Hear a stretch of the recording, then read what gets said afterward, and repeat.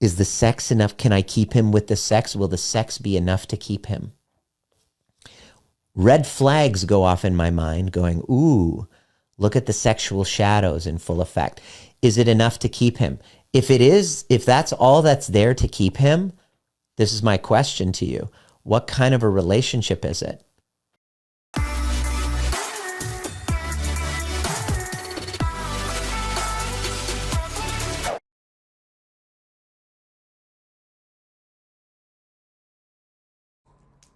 What is up? Trigger proof transmission. I am ready for you. I just hit go live. I have. Hold on. Let me wait. Let me just make sure that my.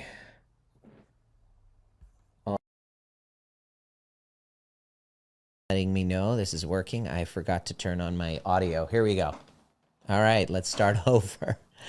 And action. What's up? How you doing?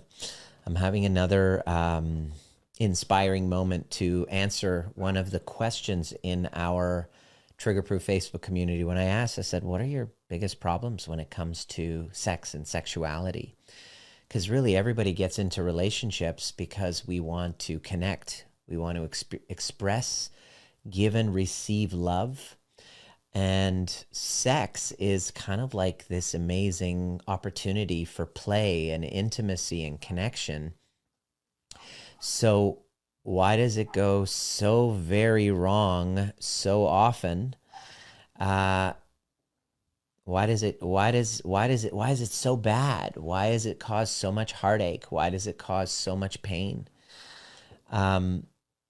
We haven't figured out as a society, as a collective, what to do about our sexual energy. It's something that we are born with. We have, genitalia,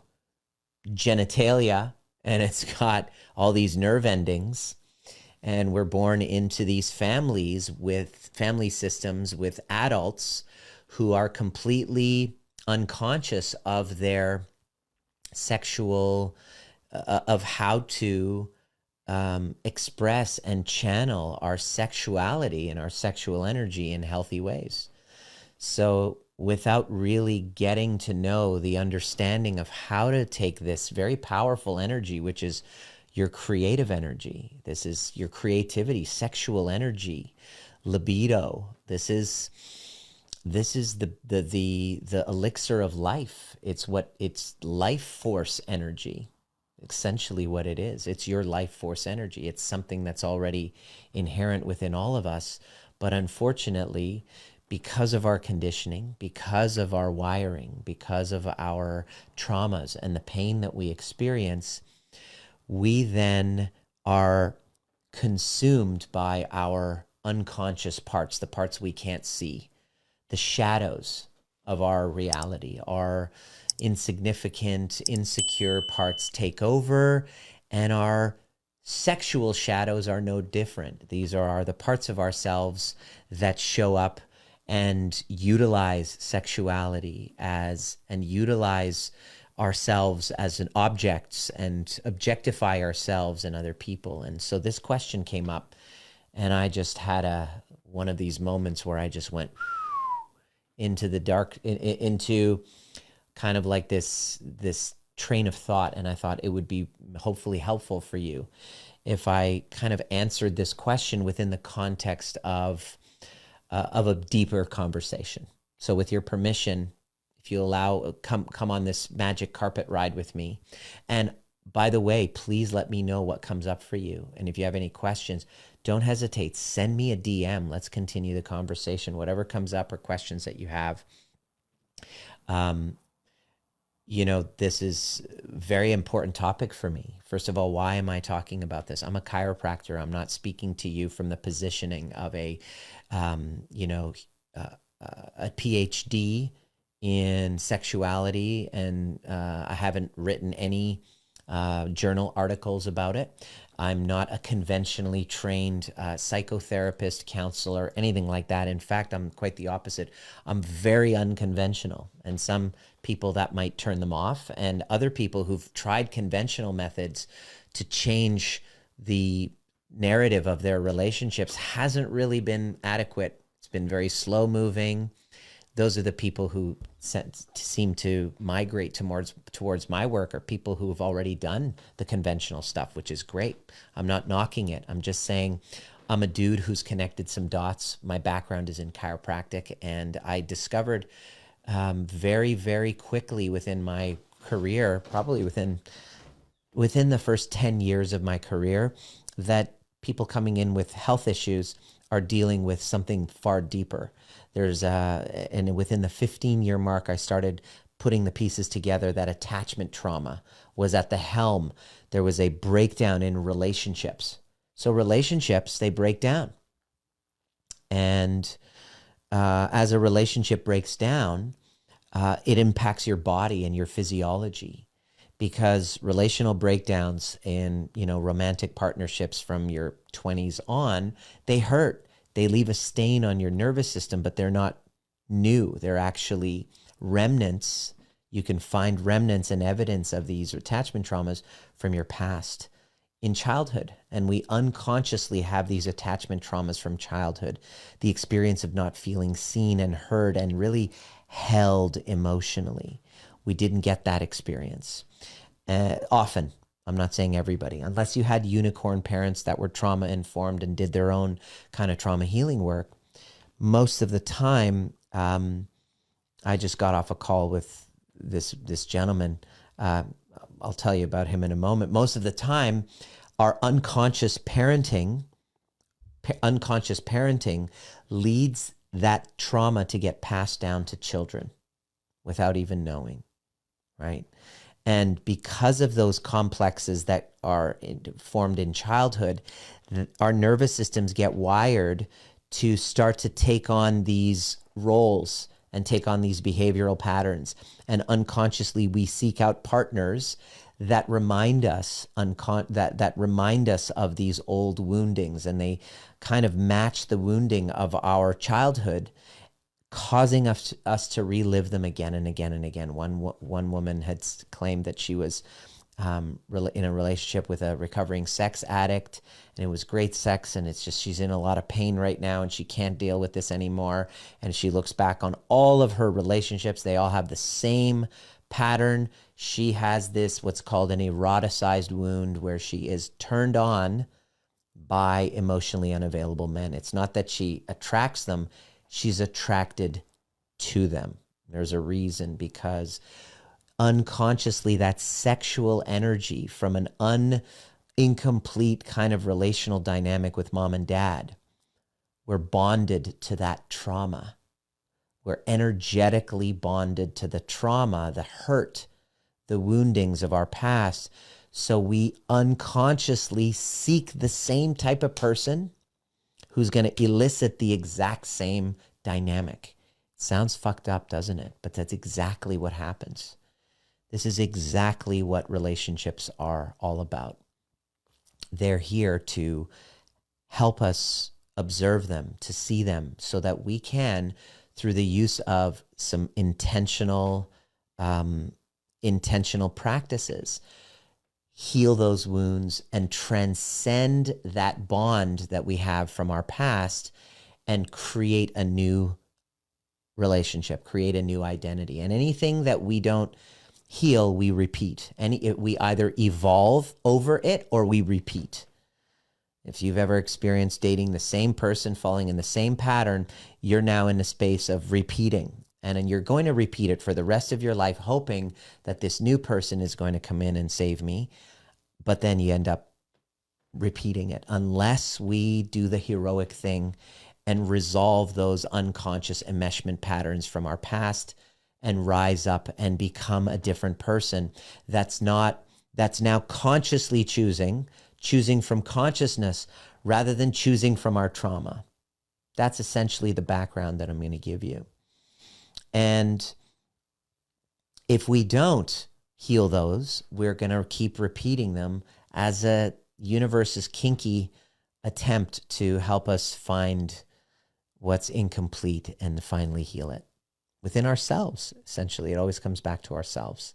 Every single client in our Cycle Breakers programs, every single person, every single student in our work, literally, no matter how old they are, no matter what gender, what religion, what part of the world, they all come back to the same thing. It's like, wow, it was me that I abandoned myself when my mother, wasn't holding me emotionally. I wasn't feeling held emotionally, and I ended up abandoning myself.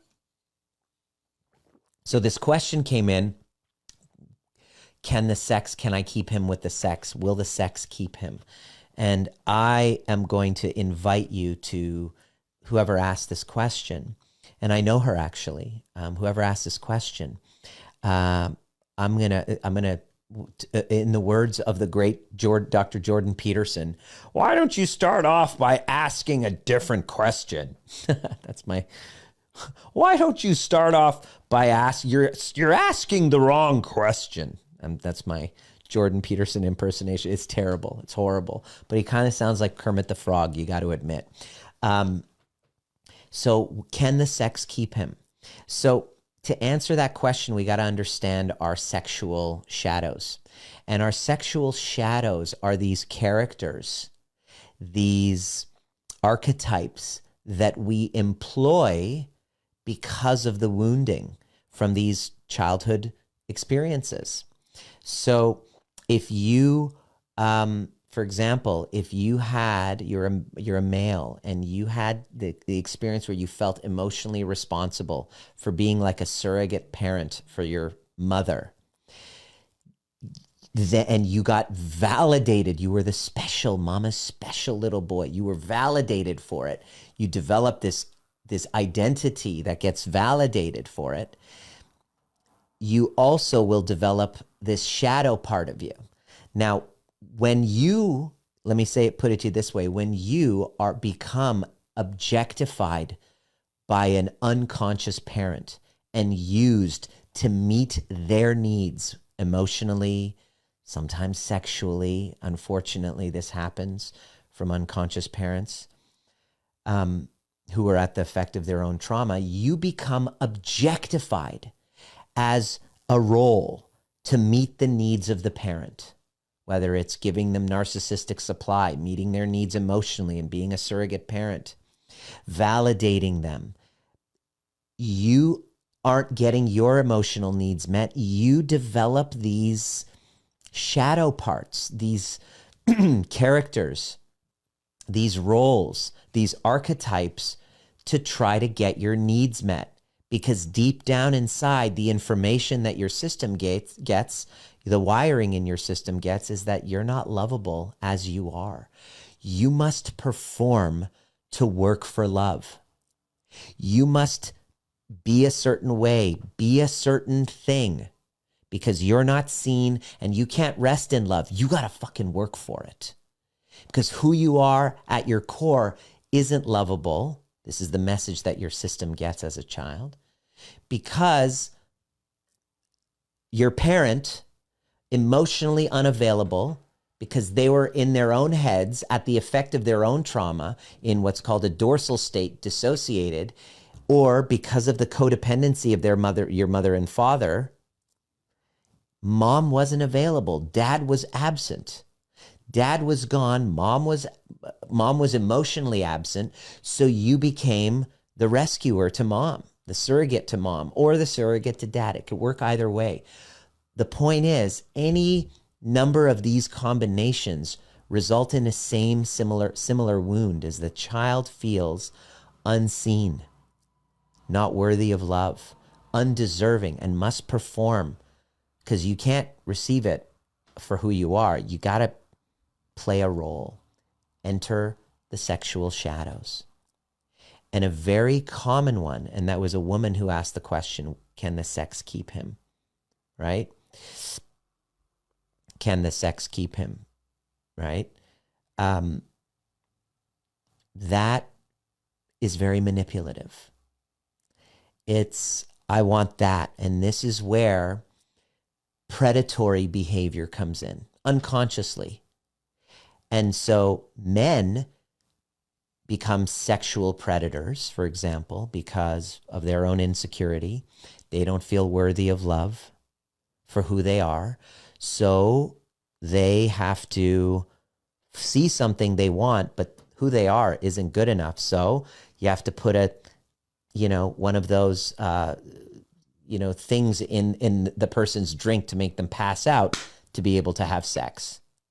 So that's where predatory behavior in men, that's when there's rape and there's violence and there's all sorts of predatory behavior that comes because they feel like who they are is insignificant. Behind every predator is an insignificant kind of wounded little child, right? And then that's how they display it. And this is what happens with money. This is where we become predatory with money. I want that. I want money. And then sex and money become this addiction coming from a place of insecurity that we need to grab. Predatory. And whenever there's predators, they look for prey, and it works both ways. Okay? So for me, in my situation, my predatoriness came from my insecurity, and I needed to become the player. A player, womanizer, is kind of a form of predatory sexual behavior. This is how I was dating. The whole goal was goal-oriented.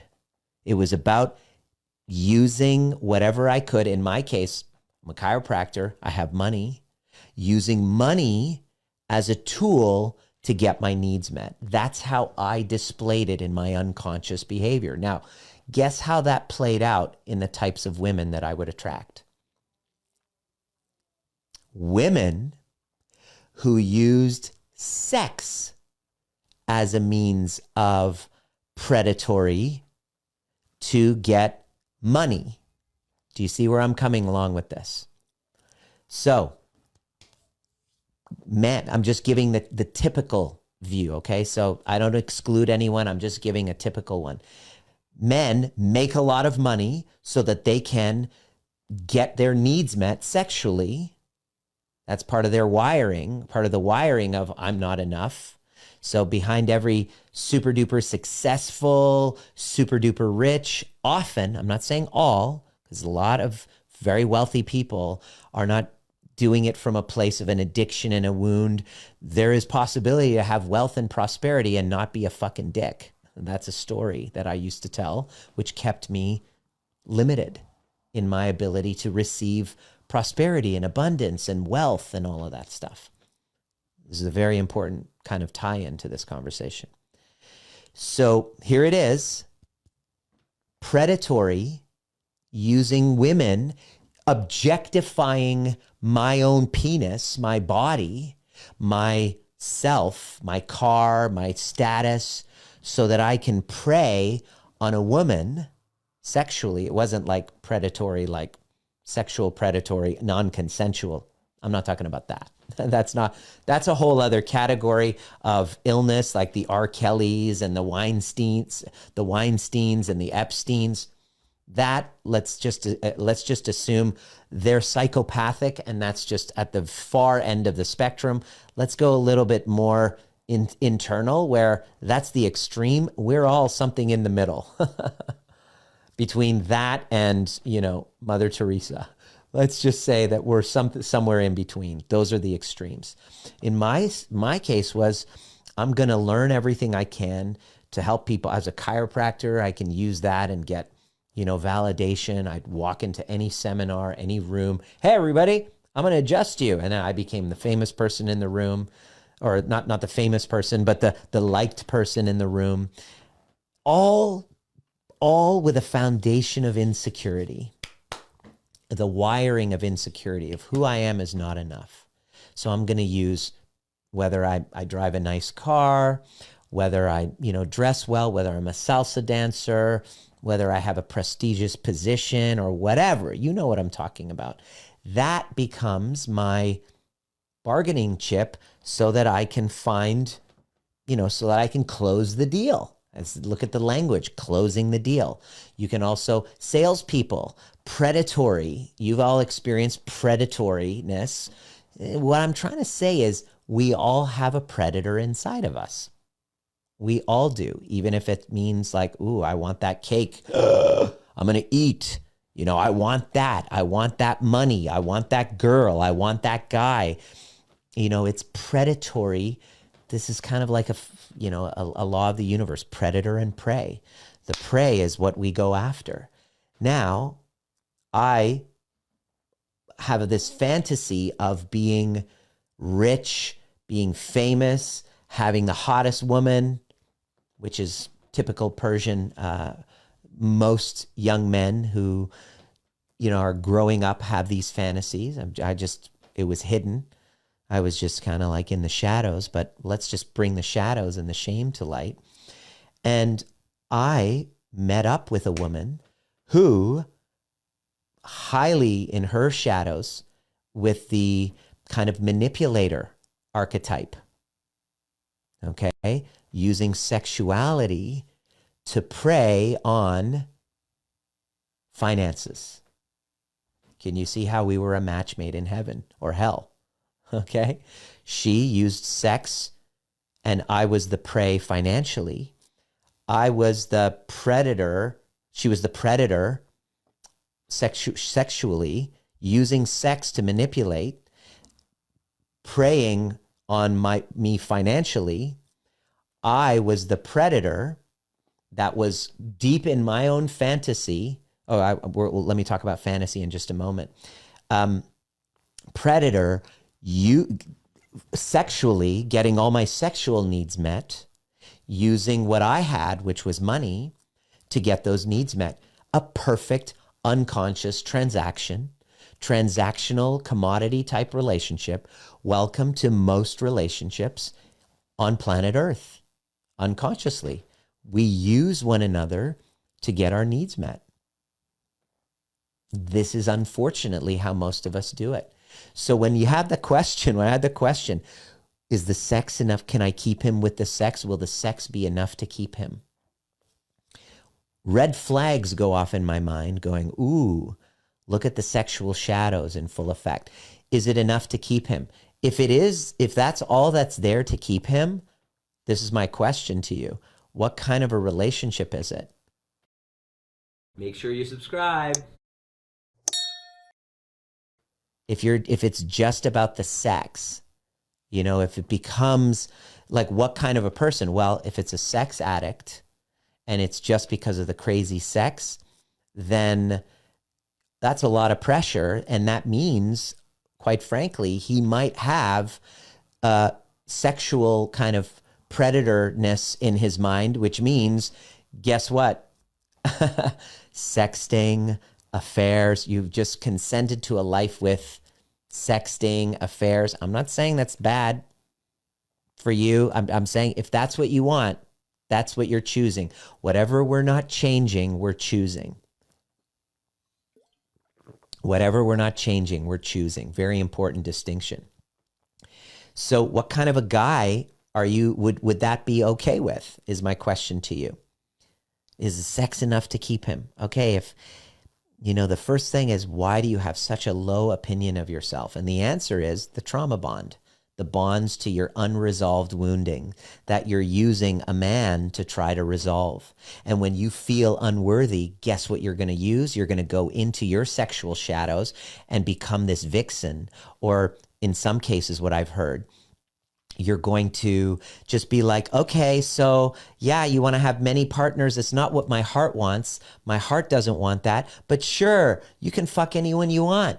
I'm cool with it. Whatever it takes to keep you around. Sure, we can watch pornography and together and fantasize about other women, because I know that you're a sex addict and it's important for me to keep you at the cost of my own soul. Because God damn it, I cannot handle the pain and the fear of abandonment and that insignificance if I'm not performing and being whatever the fuck you want me to be. In other words, who do I have to be in order to keep you at the cost of my own soul? The question that you asked really brings that up. That's a huge red flag.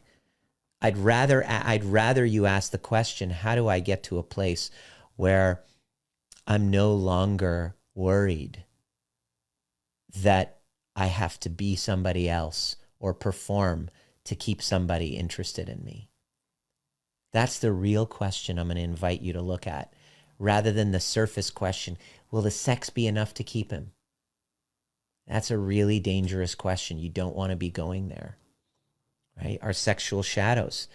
Mine was that player archetype. Hers was the manipulator archetype. Now, as the trauma bond enters, you now go through this volatile mix, because deep down, the narcissist and the codependent, or borderline in the extreme, borderline, there's codependency, then there's borderline, there's narcissist, and then NPD, narcissistic personality disorder. But we're all kind of like a variation of it. In my last relationship, this is what it was. And the sex, I was just like, deep down, I wanted out. Deep down, the relationship, in a trauma bonded relationship, the narcissist is trying to individuate from his mother. So that's why it's like, why do we love bomb? Why do they discard and devalue? Why do the avoidance? Why do they push it away? Deep down, they want love, then they push it away. Why? If you are finally ready to learn how to take all of these concepts that I share in my content, in my podcasts, in my YouTube videos, my Facebook Lives, and learn how to integrate them and implement them through a series of neural exercises that teach you how to rewire your relationship with trauma, sex, and money, the things that are most argued about in relationship dynamics, you will absolutely love my upcoming 3-day intensive. Click that link below. It's coming up very soon. It is ideal for people who are nerds for neuroscience and want to rewire this conditioning of undeserving, of prosperity, abundance, and healthy sexuality. If we don't get to the conditioning, these unresolved faulty mechanisms play out in relational dynamics, creating insecure attachments, and unconsciously we are pushing prosperity and healthy sexuality away because of this mechanism of undeserving. If you want to learn how to shift it from an embodied perspective, follow the link below, and we'll see you at our next Rewire event coming really soon. Because he's emotionally immature, is what I used to do. He's emotionally immature, and he is trying to finally work through his rage from his mother through you. And by breaking up with you or having affairs with you or sexting other women, he gets to exercise this experience of like freedom from the clutches of the emotional responsibility of his mother, because you remind him of his mother. You just he can't please you. It's a repetition compulsion for him too. There's no pleasing somebody who's deep down empty and hollow at their core because they haven't done their healing work. So so by dating you, there's a no-win situation, because he's never going to be able to rescue you. He's trying to rescue his mother through you. It never is going to work. He then gets frustrated, wants freedom from this, and says, screw this, fuck this, I'm done. Or there's some sort of an incident that happens in the cycle of abuse or the trauma bond, love bombing, then the devaluing, and then the discarding is like, fuck this, I'm out of here. I'm going to leave my mother. It's like he thinks he's leaving you, but he's trying to leave his mother. And then within a few weeks to months or whatever, he realizes, oh shit, my abandonment wounds are up. I'm going to love bomb the shit out of you. And I know all of your weaknesses to what to tell you so that I can get you back, because you don't love yourself and you are just waiting for that moment. And when they return back to you, this isn't he, she, because this works the other way as well. The nice guy syndrome and then the narcissistic woman, same thing. Exactly. I don't exclude anyone. It's just you can flip them back and forth. It works exactly the same way both ways. the nice guys who are just the codependent, and then the narcissistic bitch who just uses them and everything. Like all of it, it's all here. It's just the majority of the people who are kind of watch my work are women. So I'm just talking from their perspective. You're the ones who DM me and ask me these questions. So I'm trying to help you out here. So what happens is, why do you take them back? Well, because by taking them back, you get that hit of dopamine in the love bombing phase, because finally I get to win back my father or mother. It's like, and the sex is incredible. And you go through, and this cycle is so addictive.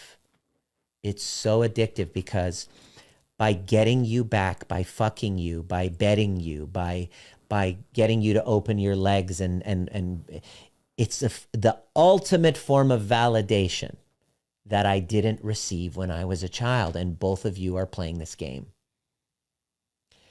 And this is where the trauma bond happens. And this is exactly what's happening with me. I'm actually in the final stages of leaving with my trauma bond. I'm married now. I've finally figured all this out. I've rewired all of those narratives that were in my body. Wasn't logic. I'm a smart guy, but that's why you can't logic your way out of this. You're like, okay, I'm never taking them back. Yeah, right. You're going to fucking take them back.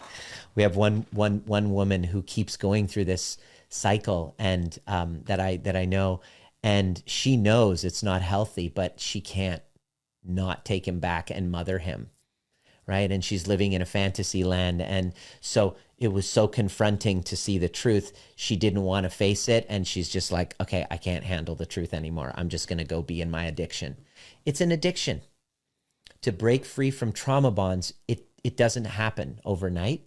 And it's not done through a cognitive process. The ones who truly do it, like myself, had something unique, and they saw it as a spiritual journey, that it was a path to healing, and that they were committed to the path, and they were committed to receiving guidance, and they were committed to feeling all their feels and to resolving the actual trauma itself, not from the person, but from the root cause. That's what I did. I was like, shit, this trauma bond is toxic. I never want to experience this again. This is for people who never want to experience this again. So if you're one of those people who can relate to what I'm saying, and you're like, okay, I don't want to do this again. I never want to do this again. This is for you. Some of you, I would say the majority who are listening, are like, yeah, I'm not going to do anything. Like, might plant a seed for later, but there's no way that you're going to be able to face those shadows right now. It's too scary to face, the fear of like your insignificance. So the trauma bond that you're in feels familiar. And even though it's toxic, that's what it is. For me, the police had to be involved. It got so volatile. I was being emotionally and verbally and mentally abused. And then I lost it, and I actually slapped my ex. And that was like, how the fuck did we end up here? And that started me on a journey, and I received some very powerful coaching and guidance to help me go, all right, I never want to have this happen again. Unfortunate that it had to get to a point where a chiropractor who helps people heal, actually had to lay hands on a person. Didn't have to, but it happened that way. I was unconscious in that moment. I couldn't handle the amount of like threats, and you just know how to push each other's buttons. And it never happened in any of my relationships before, but it happened in all of her relationships. And the sex was the glue that kept it coming back. And I was like, okay, I'm leaving. And then with the sex, I was roped back in again and again and again. And so now I'm in this place where I've healed it. And I don't want to use the past tense in terms of healing, because it's a lifelong thing. I'm acknowledging that these wounds were from childhood, when I was 2 years old and I was separated from my mother, the same age as my son is, where I was separated from her for about 3 months. I imagine the impact on my son if he was not able to see Diana, my wife, for 3 months right now at the age of 2. That would probably like devastate him. That's what I went through when I was 2 years old. And that imprint caused a wiring in my nervous system that had me showing up as a womanizer, player, because of my anger and rage towards my mother. I got to act it out with, you know, breaking women's hearts. That's essentially why it happened. So if you ever wondered, a lot of the clients in our programs are women who dated guys like me, or dating guys like me, or married to guys like me. And they were like, I wanted to work with you because you were my ex. You were my ex. And so I want to understand. And you've come through the other side. And so the thing I love about working and helping women who are dating guys like me is like, I don't judge them. I totally get them. And that actually amplifies your healing. Rather than going to a therapist, which they were finding of just being validated, they wanted to hear it from me. They wanted me to just give them feedback, hold up a mirror, hold up a reflection, you know, just how to make sure that you're getting an emotionally mature guy. And it's all in the wiring. It's all in your wiring, your narrative with sex and money. Because, you know, like your wiring with money causes you, and your incompleteness with money causes you to become easy prey to a guy with money and who can love bomb the shit out of you and take you on these plane rides. And just watch The Tinder Swindler. Go on Netflix, watch The Tinder Swindler. And I'm like, fuck, the guy was like, he didn't have any money, but he was posturing like he did with these private jets and just love bombing the shit out of it. And these poor women were easy prey to the money and the romance and all the love bombing, easy prey. And so that's the male shadow, the unconscious dysfunctional wiring in that. And then the female shadow, using sex as a form of manipulation, as a tool. Your vagina becomes the object.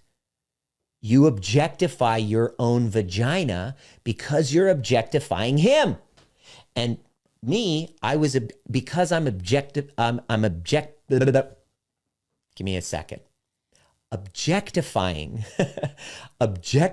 my penis, then women became objects and they're commodities, and you're not doing you're here to fulfill my fantasies. And because you're not doing it right, I'm so disappointed. It's not what I expected. I'm going to discard you, chuck you away, and devalue you, discard you, only to then start the cycle. And she's always willing to take you back because it's so addictive.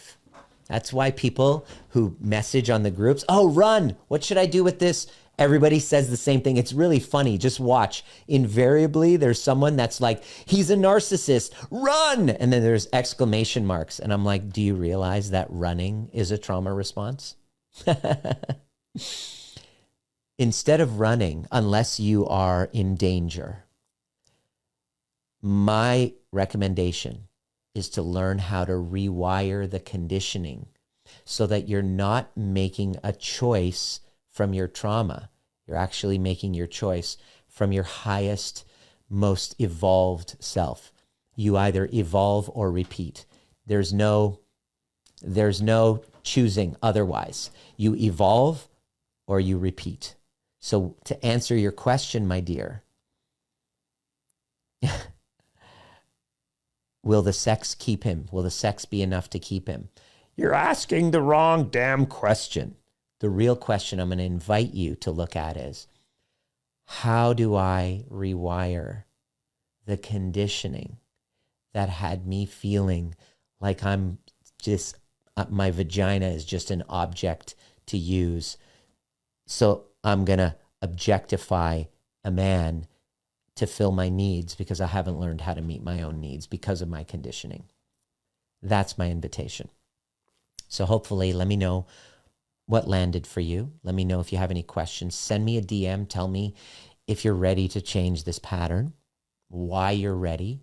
The people who just to give you an idea what it's like working with me, the people who we want to see in our containers, my ideal person that really is able to heal from this and then have secure relationship.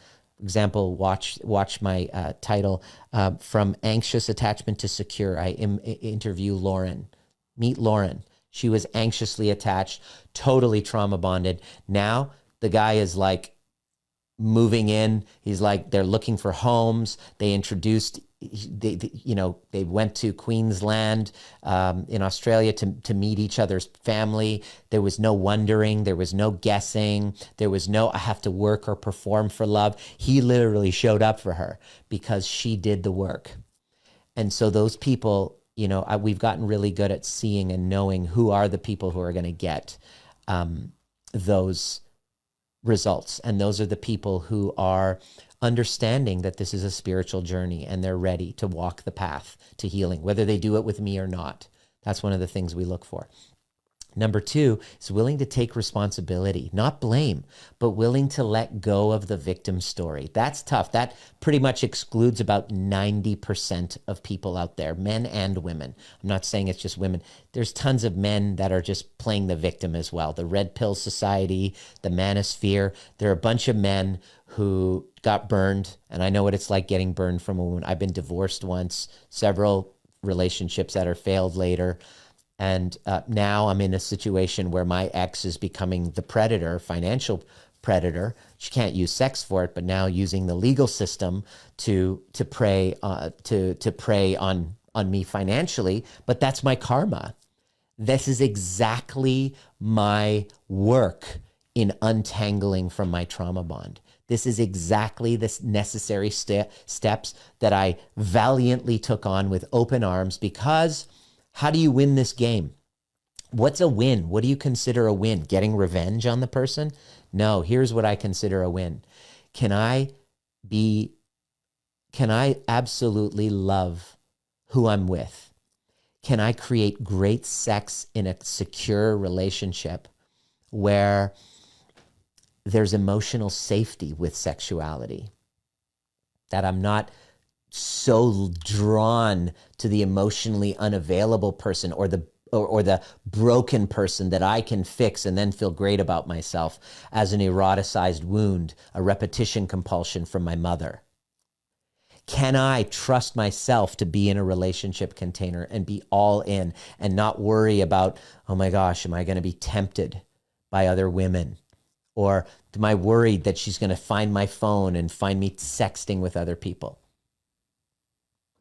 All happens on the other side of really taking it on as a spiritual practice, taking full responsibility, not blame, owning your part. People who are willing to own their part, is not victim blaming. That's the thing I get criticized more. You're victim blaming. No, I'm not. That person has their own shit. That's why they were a perfect match for you, energetically, emotionally. You're a perfect match for that person. Perfect. The question is, are you willing to take ownership, not blame, for an accountability for the fruits in your garden? Or are you just going to play the victim and go, oh, but he was a narcissist? You're not the ideal client for this work. And we really are able to spot them. I have mad compassion for you. That's great. Those of you who are ready to go and who place a very high value on their growth and their healing and their education and receiving guidance. People who are open to feedback and don't start with defensiveness. There are certain people that we've seen is like, as soon as you give them feedback, immediately when you show them a blind spot, immediately they go in denial. No, I don't. It's you. If that's you, this is not the right work. Those types of people are a fucking nightmare to work with. And that's why they say narcissists, they can't heal, because they just want to be validated, right? There are places you can go, support groups, to just validate your story, and that's fine. But my invitation for you to look is, after 5 years of saying your woe is me story and being validated, at what point are you ready to actually heal? The work that we do are for those who are beyond that. And, ideally, if you're kind of in recovery and the 12-step type of thing, whatever, you're not kind of emotionally resourced yet. Although this work is very similar, healing from an addiction, because this is very much an addiction. We got to talk about recovery and addiction. We're all addicts in recovery. But if you're in that moment of rock bottom where you have no inner resources, no friends, no money, then the 12-step is perfect for you, because we've seen people in that situation. That's a good start. But once you've gotten to a place where you now are like back on your feet, you're able to make conscious decisions, and now you're resourced, inner resource, and you can handle a little bit of pushback, a little challenging, to be challenged, have your story challenged. There's a journey, right? We go from victimhood to manifester. If you're deep in that victimhood, there's 12-step, there's halfway houses, start there. And once you've had some level of kind of understanding and you're like stuck there and you're frustrated okay, so you've done the conventional stuff and you want to go unconventional and go deeper into the body, those are the people. Let me know. And Rewire is what's coming up. Rewire, trauma, sex, and money. Where those people is a 3-day event where day 1, we go delving into trauma. Day 2, we rewrite our money story and our sex story. And day 3, we rewrite our money story. They're all together. If I had done this 7 years ago, because it's been taking me 5 years to get out of my trauma bond. It's like that, the one that just won't go away. And that's what I'm into untangling. 10 years ago, if I did this work, it would have saved me hundreds of thousands of dollars, so much aggravation, anxiety, depression. It's just, we get triggered and we don't know how to act and react to our wounds being activated with relationships, with sex, and with money.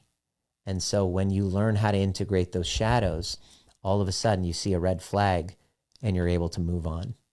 You're like, nah, it's not for me. You're able to start dating somebody and set boundaries right away and not people please. You're able to look at emotionally unavailable people, make a request, and if they're not going to meet you halfway, you say peace out and you're able to leave before going investing 3 to 4 years and hundreds of thousands of dollars trying to fix them. Or tens of thousands of dollars. One of them was like, I'd like to do your programs, but I bought my boyfriend needed tires, so I bought him tires. Wow. The reason why you can't is the reason why you must. How'd you get yourself in the position where you're dating somebody and taking on his expenses without an emotional investment? That's why we need to rewire. So let me know. Send me a DM. Give me your backstory. Then I'll send you a link. And there's special promo codes coming up right away if you're ready to jump in. And this is for you if you're serious, if that fits your description and you're ready to stop asking questions like, will the sex keep me, and realize that the question itself is the problem. And the real question is, how do I get to a place where I'm no longer objectifying the opposite sex? I'm not objectifying my penis. I'm not objectifying my vagina to get my needs met so that I can have a real secure relationship, and then learn how to have great sex within a secure relationship. That's the next level of challenge, because it's easy to have great sex when you're eroticized wounds, when there's primal panic and abandonment anxiety. That's what fuels the intensity. That's why the affairs are so exciting, because within the container of a safe relationship, it's like, there's no abandonment anxiety. Doesn't give me that primal panic. That is the next level, and it's all within your wiring, and it's all 100% possible to those who are willing to untangle from their trauma bonds.